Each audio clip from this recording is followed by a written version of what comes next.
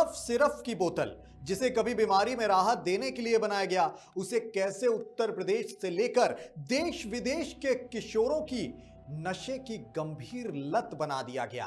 वो cough syrup की बोतल अपराध का ईंधन कैसे बन गई और मुनाफे की ऐसी मशीन कैसे बनी जिसने करीब 10,000 करोड़ से ज्यादा का अवैध कारोबार खड़ा कर दिया।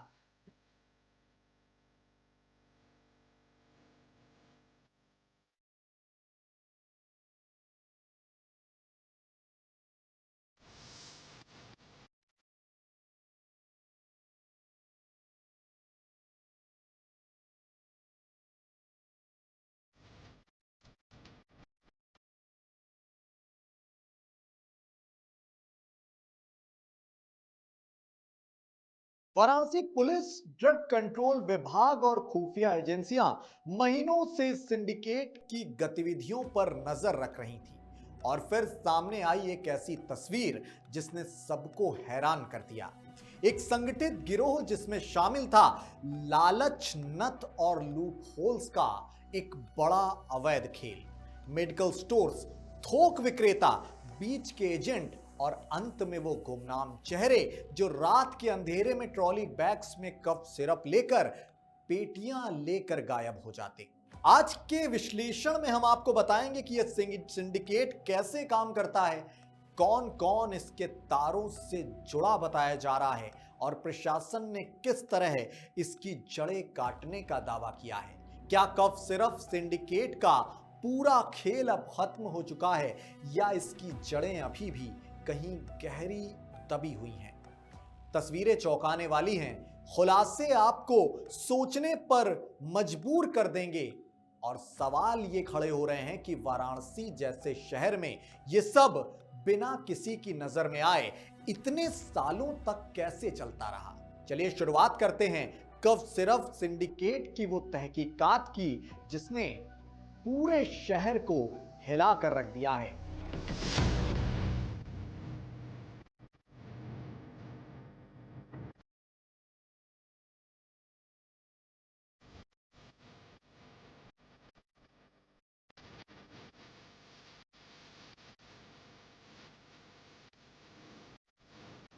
वाराणसी में पिछले कई सालों से कोडीन युक्त कफ सिरप की तस्करी का एक बड़ा नेटवर्क एक्टिव था।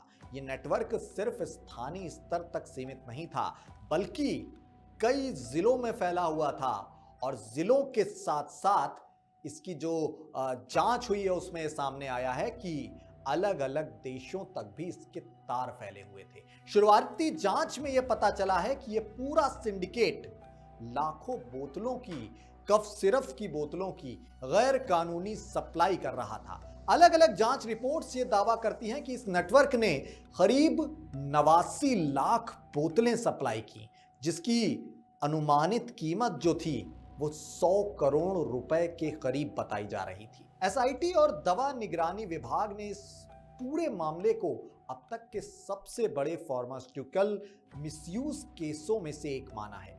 इस नेटवर्क का संचालन वैध मेडिकल लाइसेंस, फर्जी दस्तावेज, कागजी फर्में, नकली बिलिंग और अंतर जिला ट्रांसपोर्ट चेन के सहारे किया जाता था। कई फर्में ऐसी थी जिनके पास लाइसेंस तो थे लेकिन असल में उनकी कोई दुकान मौजूद नहीं थी। कुछ फर्में सिर्फ दुकान के लिए थीं, नाम के लिए थीं। ना दुकान, ना स्टॉक, ना ही कोई स्टाफ। सिर्फ उनकी नाम के लिए फर्में बना दी गई थी। उनका कोई भी स्टॉक नहीं था, कहीं भी ठिकाना नहीं था और कोई भी इसको लेकर ऑफिशियल स्टाफ काम नहीं कर रहा था। लेकिन कागजों पर वो लाखों बोतलों की बिक्री और खरीद लगातार दर्ज की जा रही थी। जांच में यह भी साफ हुआ कि यह सिंडिकेट दवा कंपनियों से बड़ी मात्रा में कफ सिरप खरीदता था। बोतलें ट्रकों में भरी जाती थी और रात के समय अलग अलग जिलों में ट्रांसफर कर दी जाती थी। अधिकतर समय ये ट्रांसपोर्ट फर्जी बिल, फर्जी चालान और फर्जी डिलीवरी स्लिप्स पर बेस्ड ही होता था। कई ड्राइवरों को ये मालूम ही नहीं होता था कि वो कौन सा माल लेके जा रहे हैं। ड्राइवर्स को इस अवैध सिरप को पेटियों में भरकर दे तो दिया जाता था, लेकिन उन्हें यह नहीं बताया जाता था कि इसके अंदर नशे का इतना बड़ा अवैध सामान है। कुछ ड्राइवर जानते थे कि यह नशे की दवा है, लेकिन उन्हें इसके लिए अतिरिक्त पैसा भी दिया जाता था। पहली बड़ी कार्रवाई में वाराणसी पुलिस ने 93,750 बोतलें कोडीन सिरप की जब्त की। इस पूरी खेप की कीमत जो थी आकी गई वो 1,96,00,000 बताई गई, जो पहली खेप बरामद हुई थी। ये खेप एक गोदाम से बरामद हुई थी, जहां से पुलिस ने एक शख्स को पकड़ लिया था। इस बरामदगी ने दिखा दिया कि नेटवर्क कितने बड़े स्तर पर काम कर रहा था। इसके बाद वाराणसी के रोहनिया थाना क्षेत्र में गंगा किनारे गोदाम से 30,000 बोतलें और बरामद की गई, जिसकी अनुमानित कीमत जो है वो 60 लाख रुपए के करीब बताई गई। गोदाम एक चार्जिंग और इलेक्ट्रॉनिक रिपेयर सेंटर के नाम पर रजिस्टर था, लेकिन अंदर सिर्फ कफ सिरप का स्टॉक ही मिला। यह गोदाम मनोज कुमार यादव के नाम के शख्स का बताया जा रहा था, जिसे बाद में पुलिस ने गिरफ्तार भी कर लिया। पूछताछ और जांच में सामने आया कि कई गोदाम बाहर से पूरी तरह से सामान्य दिखते थे, लेकिन अंदर विशाल मात्रा में कफ सिरप का जखीरा, एक बड़ा स्टॉक छिपा रहता था। कुछ जगह दवाइयां प्लास्टिक के कट्टों में भी भरी हुई मिली, कुछ जगह लकड़ी के रैक में करीने से रखी हुई थी, कुछ रैक पर टैग तक लगे थे, जैसे कि नई खेप, Delhi route, B route, outgoing stock. इन सबसे यह साफ था कि यह पूरा का पूरा नेटवर्क एक संगठित नेटवर्क था और हर खेप को अलग अलग जिलों में भेजने की तैयारी पहले ही की जाती थी। जांच में एक बड़ी कड़ी तब मिली जब दो युवकों विशाल कुमार जायसवाल और बादल आर्या को गिरफ्तार किया गया। इनके मोबाइल फोन से चैट्स और बिलिंग पैटर्न भी मिला, जिसमें सिर्फ संकेत, नंबर और कोड वर्ड बहुत सारे इस्तेमाल किए गए थे, जैसे कि 3x12, 2L, D9, S root, new lot, इस तरह के तमाम कोड मिले थे। एसआईटी ने बताया कि यह पूरा जो नेटवर्क था वो कोडिंग सिस्टम पर बेस्ड था, जो फर्म रूट और सप्लाई को दर्शाता था। पूछताछ में दोनों ने बताया कि नेटवर्क का मास्टरमाइंड शुभम जायसवाल नाम का शख्स है, जो इस पूरे के पूरे सिस्टम को कंट्रोल करता था। वो खुद कभी भी सामने नहीं आता था, लेकिन अलग अलग एजेंट, ड्राइवर और फर्मों के जरिए काम करता था। प्रतिबंधित सिरप की हर बोतल पर उसे 1 रुपए कमीशन भी मिलता था। कुल मिलाकर वो हर महीने लगभग 30 से 40 हजार रुपए कमाता था, लेकिन नेटवर्क के कुल लेन देन करोड़ों रुपए के थे। जांच में यह भी खुलासा हुआ कि झारखंड की राजधानी रांची में स्थित शैली ट्रेडर्स नाम की एक कंपनी ने इस नेटवर्क की पूरी महत्वपूर्ण जो कड़ी थी वो जोड़ी हुई थी। इस कंपनी के मालिक और उसके कानूनी प्रतिनिधि के खिलाफ भी मामला दर्ज हुआ। कहा जाता है कि इस कंपनी से ही भारी मात्रा में बोतलें उत्तर प्रदेश भेजी गईं। कुछ खेप पहले बिहार गईं, फिर वहां से यूपी और अन्य राज्यों में वितरित हुईं।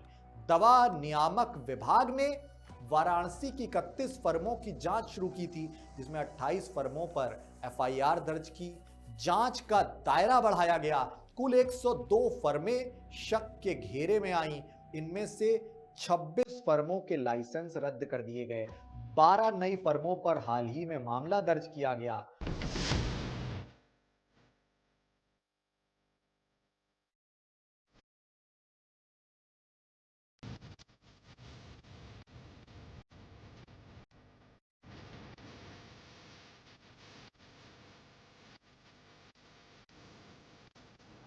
कई फर्मों के मालिकों ने यह कहा कि उनके नाम पर लाइसेंस उनके खुद के जाने बिना निकल गया।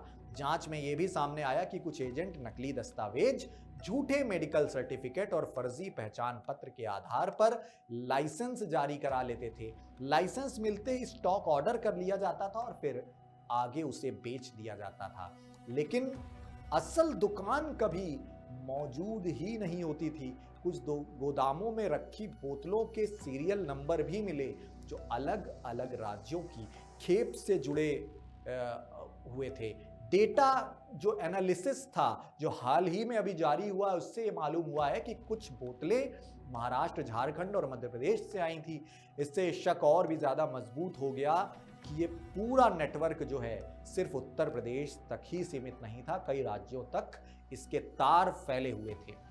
प्रशासन ने इन घटनाओं को देखते हुए एक 3 सदस्यीय स्पेशल इन्वेस्टिगेशन टीम यानी कि एसआईटी गठित की। इस टीम को 30 दिनों में रिपोर्ट देने का आदेश मिला।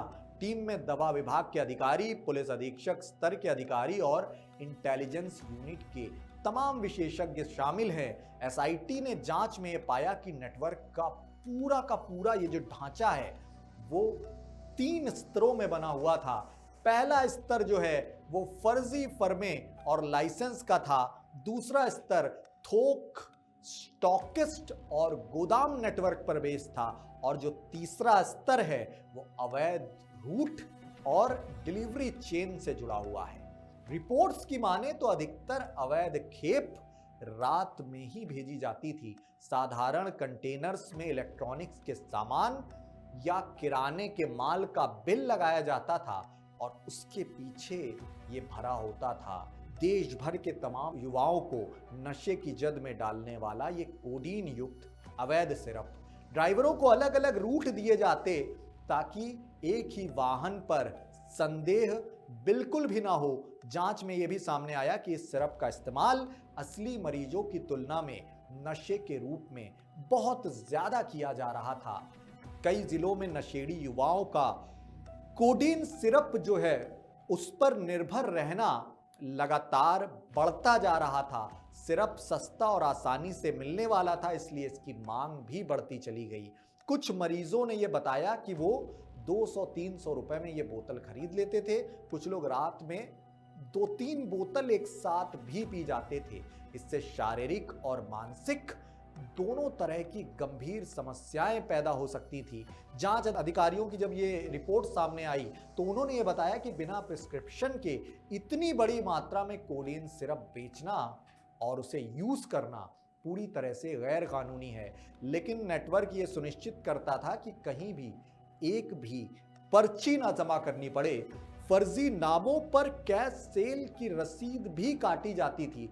कुछ मेडिकल स्टोर स्टॉक मंगवाते थे, फिर पीछे की तरफ से बोतलें जो हैं वो सिंडिकेट को दे देते थे। वहीं रिकॉर्ड में सिर्फ 10 बोतलें बेची दिखती थी, जबकि असल में उनकी बिक्री 200-300 बोतल की होती थी। एफएसडीए ने यह बताया कि यह मामला सिर्फ अवैध व्यापार का नहीं बल्कि एक संगठित अपराध है जो दवाई की सप्लाई चेन का दुरुपयोग करता है। दवाई वितरण की निगरानी व्यवस्था में भी कई खामियां मिली, जैसे लाइसेंस वेरिफिकेशन, स्टॉक रिकॉर्ड और अंतरराज्यीय बिलिंग की कमी। इस पूरे नेटवर्क को देखते हुए अब तक कुल मिलाकर अगर देखा जाए जो खुलासे हुए हैं वो 89 लाख बोतलें अवैध सप्लाई का अनुमान जताया जा रहा है। 100 करोड़ रुपए का कारोबार जो है वो ऑफिशियल तरीके से आका गया है। लेकिन जो अब अपडेट सामने आ रही है, अगर अपुष्ट सूत्रों की माने तो 10,000 करोड़ का भी जा सकता है आंकड़ा। जो जिस तरह के अपडेट आ रही है इस पूरे मामले पर, 102 अवैध फर्में हैं जो जांच के दायरे में हैं, 26 लाइसेंस रद्द किए गए हैं, 30,000 प्लस 93,750 दो अलग अलग जगहों पर, एक जगह 30,000 एक जगह 93,750 बोतलों की अब तक जब्ती हो चुकी है। कई गिरफ्तारियां हैं और एक मास्टरमाइंड इससे जुड़ा हुआ जो अभी फरार चल रहा है। ये सब इस सिंडिकेट की गंभीरता को दर्शाते हैं। एसआईटी ने यह भी कहा है कि नेटवर्क अब पूरी तरह से टूट चुका है, लेकिन इसके टुकड़े अभी भी अलग अलग जिलों में मौजूद हो सकते हैं। पिछले कुछ हफ्तों में और कार्रवाई होने की संभावना है जो आने वाले हफ्ते हैं। मास्टरमाइंड और उससे जुड़े कई लोग अभी भी पकड़ से बाहर हैं। जांच लगातार जारी है और नए नाम सामने आ रहे हैं। इस पूरे मामले ने यह दिखाया है कि दवाई की सप्लाई चेन कितनी आसानी से दुरुपयोग हो सकती है। यह मामला स्वास्थ्य सुरक्षा, कानून व्यवस्था और प्रशासनिक निगरानी सभी के लिए एक बड़ी चुनौती बनकर सामने आया है। सरकार और एजेंसियों का दावा है कि पूरे नेटवर्क को नेस्तनाबूद कर दिया जाएगा, खत्म कर दिया जाएगा, लेकिन इस केस ने कई गहरे सवाल भी उठाए हैं, जैसे लाइसेंसिंग सिस्टम की कमजोरियां, फर्जी फर्मों का निर्माण और ट्रांसपोर्ट रूट की कमजोर निगरानी। अंत में जांच टीम ने यह साफ किया है कि आने वाले समय में फर्मों के licence, stock tracing, interstate billing और प्रिस्क्रिप्शन चेन पर और ज्यादा कड़ी निगरानी रखी जाएगी। बड़ी फार्मा कंपनियों से भी जवाब मांगा गया और उन्होंने इतनी बड़ी मात्रा में सिरप कैसे भेज दिया, ये सवाल पूछे गए हैं, जबकि उनके पास उपभोक्ता के हिसाब से सत्यापन की पूरी तरह से जिम्मेदारी थी। वाराणसी का ये पूरा केस एक मिसाल बनकर उभरा है, उदाहरण बनकर उभरा है, एक नजीर पेश की है उसने कि कैसे एक दवाई जो सामान्य रूप से इस्तेमाल की जाती है अपराध की जड़ बन सकती है, और कैसे एक शहर की दवा मार्केट देश के सबसे बड़े तस्करी नेटवर्क में तब्दील हो सकती है। फिलहाल दोस्तों, आज के विश्लेषण में इतना ही। जल्द मैं प्रियंक वाजपेयी फिर हाजिर होऊंगा किसी नए तथ्य के विश्लेषण को लेकर। मैं प्रियंक वाजपेयी हूं आपके साथ। शुक्रिया, नमस्कार।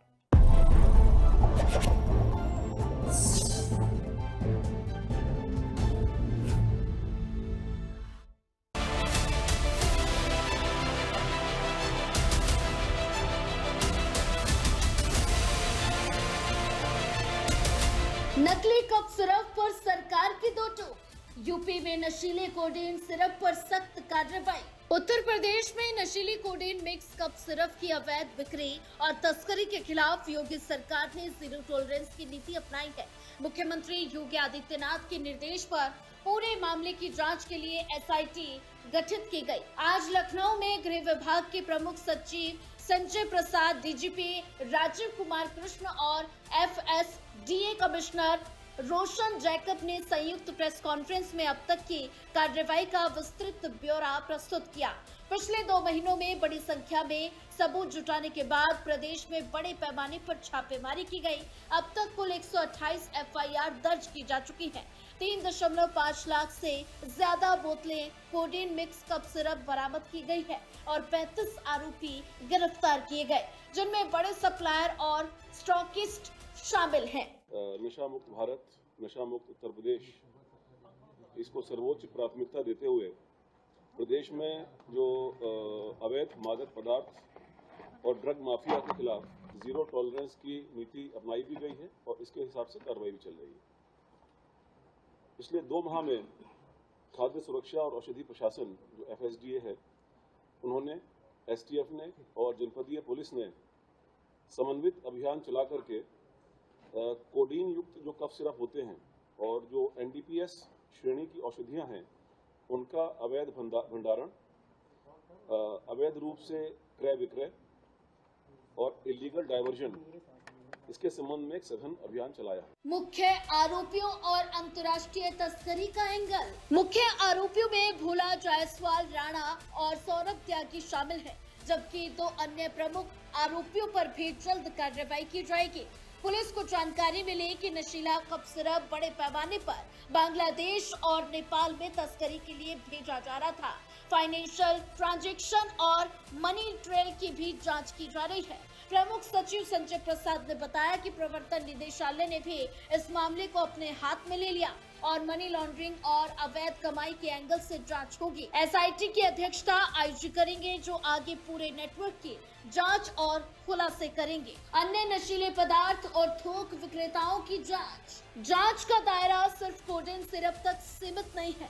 इसके अलावा ट्रामाडोल, एक्स्ट्राजोलम जैसी नारकोटिक्स दवाओं की अवैध बिक्री पर भी कार्रवाई की जा रही है। 40 से ज्यादा जनपदों में थोक विक्रेताओं और रिटेलर्स की जांच की जा रही है। जांच में केवल बड़े पैमाने पर बिना दस्तावेज सप्लाई करने वालों पर सख्ती दिखाई जा रही है और जबकि छोटे व्यापारियों को राहत दी जा रही है। पुलिस और एफएसडीए ने ये भी स्पष्ट किया कि मध्य प्रदेश में हुई दुखद घटना का इस मामले में कोई सीधा संबंध नहीं है। कंपनियों पर कार्रवाई और साझा ऑपरेशन की सफलता। फैसिडियल सिरप बनाने वाली कंपनियां 3B और ग्लोबेन फार्मा समेत मैन्युफैक्चरिंग यूनिट्स की जांच की और 4 प्रमुख सप्लाई चैनलों को चिन्हित कर उन पर कार्रवाई की गई। डीजीपी राजीव कुमार ने बताया कि मुख्यमंत्री योगी आदित्यनाथ का स्पष्ट निर्देश है कि ड्रग माफिया के खिलाफ जीरो टॉलरेंस नीति के तहत कार्रवाई जारी रहेगी। यूपी पुलिस और एफएसडीए की ये साझा कार्रवाई नशे के कारोबार पर अब तक सबसे बड़ी चोट मानी जा रही है। पिछले साल 2023-24 में फेंसिडिल सिर्फ रैकेट का भंडाफोड़ हुआ था, लेकिन इस बार का ऑपरेशन उससे कई गुना बड़ा और व्यापक है और जांच आगे बढ़ने पर और भी कई बड़े खुलासे होने की संभावना है। Bureau report, FM news.